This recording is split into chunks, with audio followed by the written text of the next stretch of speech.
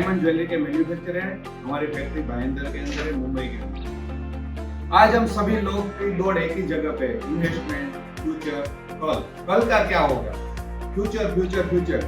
सुबह में जब हम उठते हैं और ट्रेन पकड़ते हैं तो ट्रेन के अंदर आवाज सुनाई देता है म्यूचुअल फंड सही है, लेकिन धीरे से आवाज आता है कि मार्केट रिस्क के आदि है। हम बाहर देखते हैं, बड़े बड़े बैनर देखते हैं, तो उसमें लगता है कि नहीं मुझे इधर इन्वेस्टमेंट करना चाहिए, उधर इन्वेस्टमेंट करना चाहिए। और जब मोबाइल का स्टेटस देखते हैं, किसी की स्टोरी देखते हैं, तो लगता है उसमें मोटिवेशनल स्पीकर की स्पीच सुनकर तो लगता है कि मुझे तो डूब मरना चाहिए, मैं तो कुछ कर ही नहीं रहा हूँ। लेकिन सही में मैं क्या कर रहा हूँ? आज की कल की दौड़ के अंदर मैं आज जी रहा हूँ क्या? मैं आज का जीना ही भूल गया हूँ, ऐसा नहीं लगता है क्या?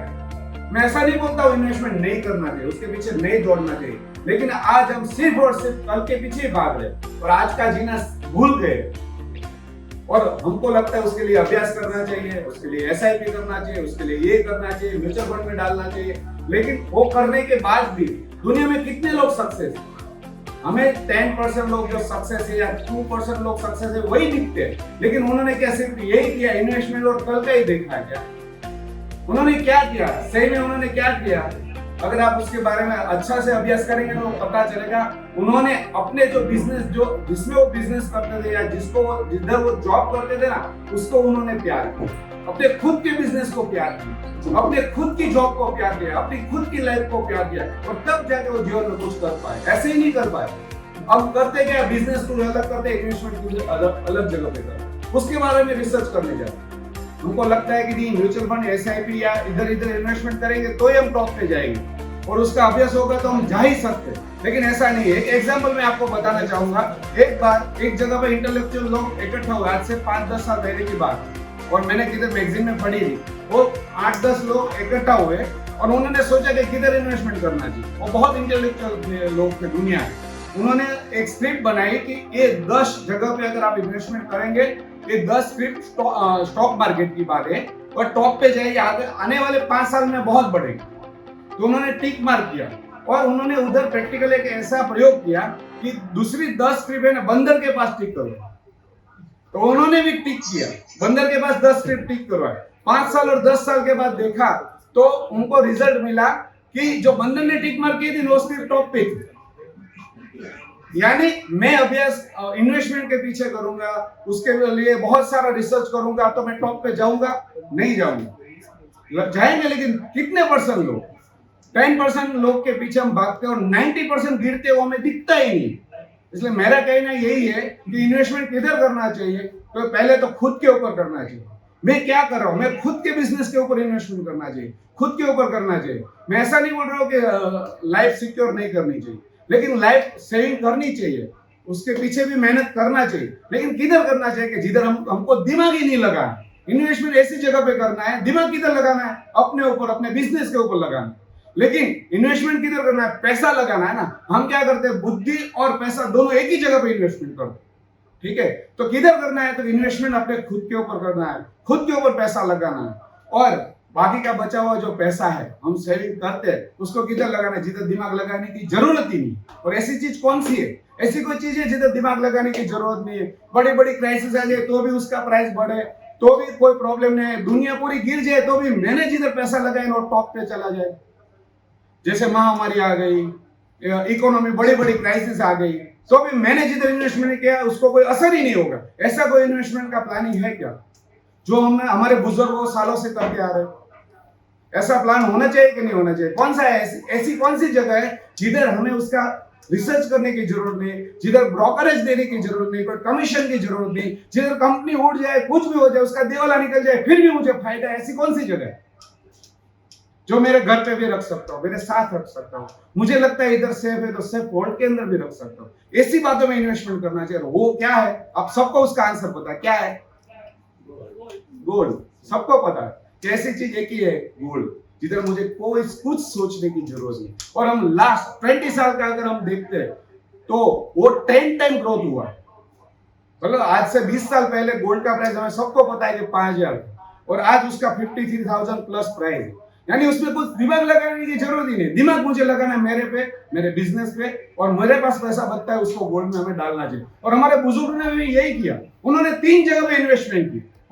किधर किधर किया, उसमें से शायद एक इन्वेस्टमेंट डेड है उन्होंने प्रॉपर्टी ली यानी घर लिया, दूसरा गोल्ड लिया, ज्वेलरी लिया, शादी के लिए लिया या कोई प्रसंगों के लिए लिया या इन्वेस्टमेंट के लिए, राइट। तीसरी जगह इन्वेस्टमेंट किया वो शायद उसका डेड हो गया, किधर किया, हमारे फ्यूचर के लिए, हमको पढ़ा है।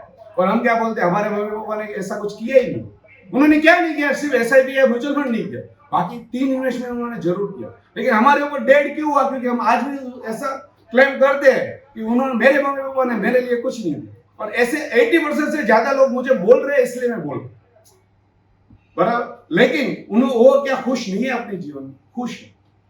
उन्होंने अपने, तभी की इनकम कम थी, तभी का रिसोर्स कम था, लेकिन वो हिसाब से भी उन्होंने बहुत कुछ करके दिखाया। यानी उन्होंने घर लिया है, उन्होंने गोल्ड लिया है, उन्होंने हमको हमारे ऊपर इन्वेस्टमेंट किया। वैसे ही आज मैं आपके पास एक ऐसा ऑफर लेके आया हूं कि अभी गोल्ड सुनते हैं तो गोल्ड तो, घर तो हमें सबको लेना, लेकिन गोल्ड से घर हो सकता है।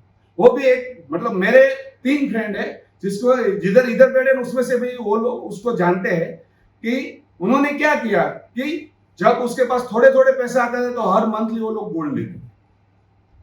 बाद में 2008 में जब प्रॉपर्टी पूरी गिर गई, आपको सबको पता है कि 2008 में प्रॉपर्टी बहुत गिरी, तभी गोल्ड टॉप पे गया।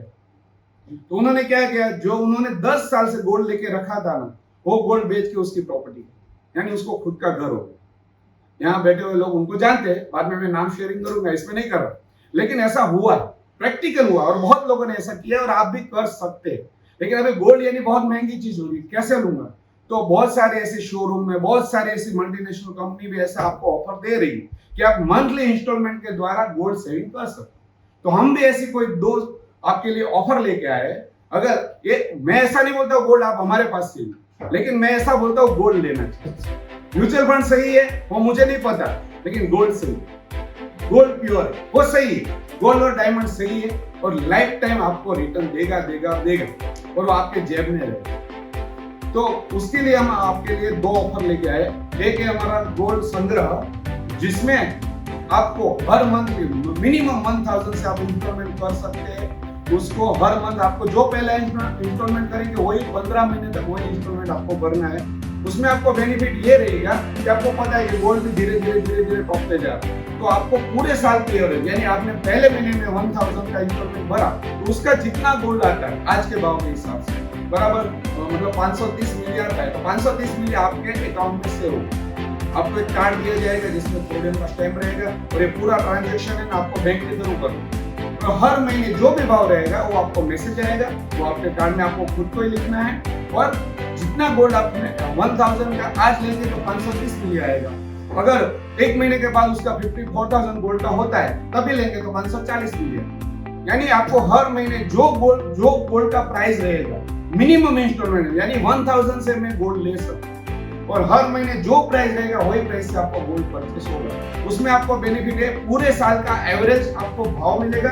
और दूसरा बेनिफिट ये है कि आपको धीरे धीरे ना पता चलते आपने गोल्ड सेव किया। और थोड़ी की ओर से आपको एक ऑफर है कि अगर आप गोल्ड संग्रह का ऑफर आप लेते हैं, चुनते हैं, तो आपको वो गोल्ड की अगर आपको ज्वेलरी बनानी, अगर आपको ज्वेलरी नहीं बनानी तो आप गोल्ड हमारे पास से कॉइन के रूप में लेके जा सकते हैं। लेकिन अगर उसकी ज्वेलरी आपको बनानी है तो वो गोल्ड की ज्वेलरी में हम 50% मेकिंग में आपको डिस्काउंट देंगे, जो गोल्ड की रहेगी या डायमंड की। दूसरी, उसमें हमने एक स्कीम ऐसी भी रखी क्योंकि बहुत सारे शोरूम में रखी है और उसकी भी डिमांड थी, तो हमने दूसरा हमारा ऑफर है गोल्ड संचय। गोल्ड संचय के अंदर भी आपको सेम यही पद्धति है, 1000 मिनिमम आपको हर महीने भरना है। और लेकिन इसमें ऐसा है कि इसमें 15 जो इंस्टॉलमेंट है वो थोड़े ही भरे, ठीक है। लेकिन आपको गोल्ड का जो प्राइस है वो 15 महीने, यानी उसका एवरेज जो आपको पूरे साल का बेनिफिट मिल रहा है वो इसमें नहीं है, लेकिन एक इंस्टॉलमेंट थोड़ी देगा। आपको हर महीने इंस्टॉलमेंट भरना है, एक इंस्टॉलमेंट थोड़ी देगा, वो एक, मतलब आप 1000 भर रहे हैं तो 1015 थोड़ी देगा, वो आपको नहीं भरना है। लेकिन 15 महीने में जो गोल्ड का प्राइस रहेगा वो बहुत से आपको गोल्ड, जितना पैसा आपका इकट्ठा हुआ उसको डिवाइड करके आपको गोल्ड डिलीवरी मिल जाएगा। इसमें आपको मेकिंग का बेनिफिट नहीं है, लेकिन एक इंस्टॉलमेंट थोड़ियम दे रहा है, वो सबसे बड़ा बेनिफिट। इसलिए अगर आप गोल्ड के बारे में और भी नॉलेज जानना चाहते हैं, गोल्ड के लिए आपके पास जो गोल्ड पड़ा है उसकी क्या वैल्यू वो भी जानना चाहते हैं, आप ठीक है आप परचेस नहीं भी करो, लेकिन सिर्फ और सिर्फ गोल्ड के बारे में जानना कि मेरे पास इतने सालों से उसका क्या है, तो भी आप हमारा कांटेक्ट कर सकते हो। आपने हमको ऐसा सुना, उसके लिए आप सबका धन्यवाद। Thank you. आपको कोई भी प्रश्न आप कर सकते हो।